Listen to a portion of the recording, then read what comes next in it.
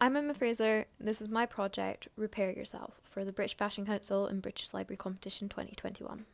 My project follows my own journey as a survivor of sexual assault. I wanted to give a voice to the experience because when I started talking about what happened to me and how I was feeling about it, so many people started coming forward and talking to me about their own experiences. And it shocked me that we hadn't talked about it before. So I wanted to put it out there that you aren't alone in this because that's certainly how I felt when it happened to me. It's an extremely isolating experience, and pulling back your mental state and recovering yourself from that kind of trauma is an extremely harrowing and difficult thing to do.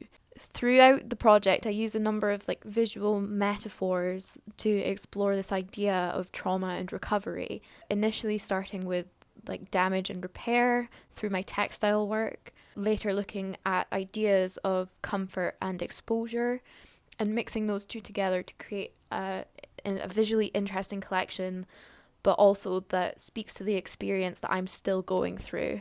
Another aspect that I wanted to explore was over sexualization and the idea of what femininity is.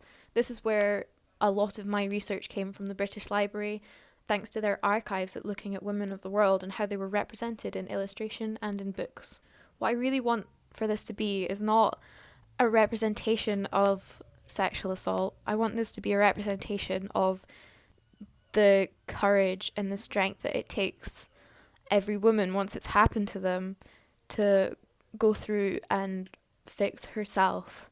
It's a deeply personal journey because it makes you question what it is to be a woman. It's not about the attackers, it's about the survivors, representing fairly and with care.